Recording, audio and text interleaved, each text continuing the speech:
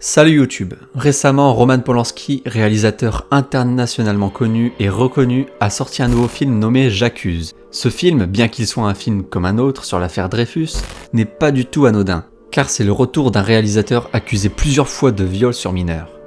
Il a même été condamné plusieurs fois pour relations sexuelles illégales. C'est dans ce genre de moment où un réalisateur de renom condamné à multiples reprises sort un nouveau film qu'une question se pose: peut-on séparer l'homme de l'artiste ?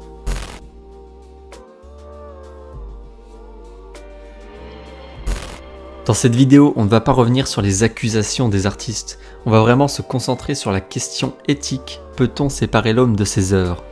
En tout cas, une chose est sûre, la question n'est pas simple et la réponse dépend de la personne. Des avant-premières annulées, des salles boycottées, des manifestants devant les salles de cinéma diffusant le film avec des banderoles « Polanski violeur, cinéma coupable, public complice ». Les anti-Polanski font tout pour que les œuvres d'une personne accusée soient dissimulées, voire censurées. Sauf qu'au final, le film obtient de bons scores au box-office. 500 000 billets vendus en une semaine. Il est le numéro 1 de sa sortie en salle. Bien que des voix s'élèvent, le silence des spectateurs reste plus grand. Samantha Gamer est la seule victime reconnue par Polanski. Elle-même sépare l'homme de l'artiste.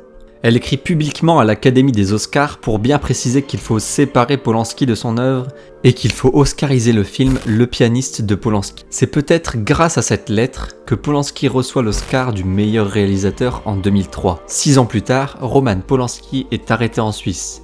Le ministre de la Culture de l'époque réagit. Si le monde de la culture ne soutenait pas Roman Polanski, ça voudrait dire qu'il n'y a plus de culture dans notre pays. Je suis très ému en parlant parce que je trouve que c'est une chose épouvantable et totalement injuste.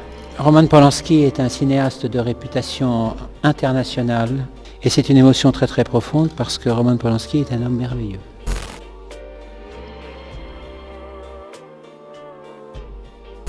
Depuis son accusation en 1977, il a reçu un total de 30 prix venant de tout pays, dont certains pays où il n'a même pas le droit d'y aller. Ces films font beaucoup plus de route que lui car ils ont le droit. Roman Polanski est même sollicité le 18 janvier 2017 à présider la 42e cérémonie des Césars. Mais d'un autre côté, une pétition rédigée par plusieurs associations féministes donne lieu à la destitution du réalisateur. Il est même expulsé de l'Académie des Oscars en mai 2018 avec l'acteur Bill Cosby qui est accusé d'agression sexuelle. Des artistes comme Polanski et Cosby, il y en a plein. C'est par exemple le cas de Woody Allen, accusé d'avoir agressé sexuellement sa fille adoptive quand elle avait 7 ans. Woody Allen, pour la première fois, l'un de vos films n'a pas de sortie programmée aux États-Unis où vous êtes en quelque sorte boycotté.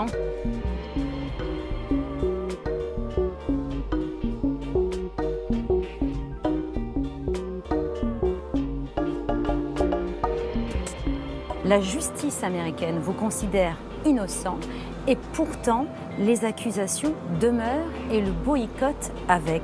Que vous inspire une telle situation et que pouvez-vous répondre à Dylan qui maintient ces accusations ? Je dirais qu'elle commet une erreur, une grosse erreur.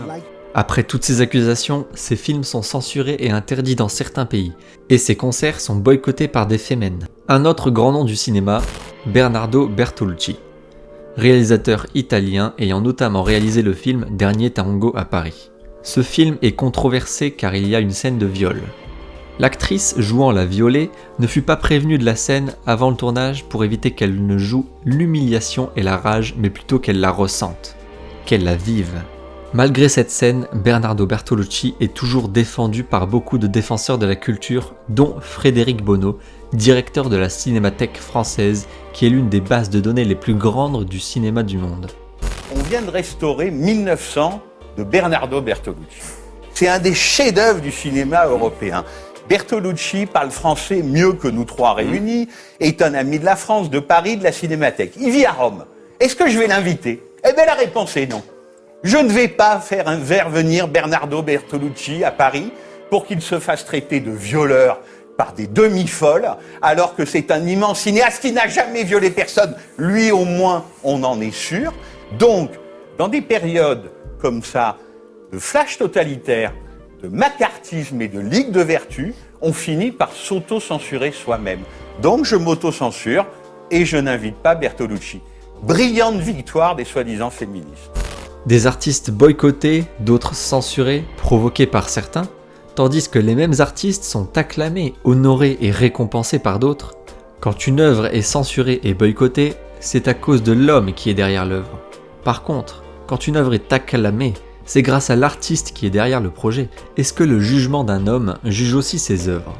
Par exemple, si vous aviez regardé l'un des films de Polanski sans avoir su qu'il était le réalisateur, auriez-vous eu un autre avis qu'en sachant qu'il fut coupable de relations illégales ? Et vous, qu'en pensez-vous ? Faut-il séparer l'homme de l'artiste ou au contraire, faut-il censurer l'artiste pour punir l'homme ? J'espère que vous avez apprécié cette vidéo et si c'est le cas, n'hésitez pas à vous abonner. À bientôt. Pour ce qui est de Céline, la question s'est posée à un moment de savoir si on allait fêter le centenaire de, je crois, la naissance la naissance de Céline. Et je trouvais qu'il aurait été beaucoup plus judicieux de fêter le centenaire de la parution du Voyage au bout de la nuit. Parce que si on doit célébrer quelque chose, c'est l'œuvre et non pas la personne. Je trouve une des façons, oui, mais peu importe. Dans le cas de Céline, ça me gêne pas du tout qu'on attende.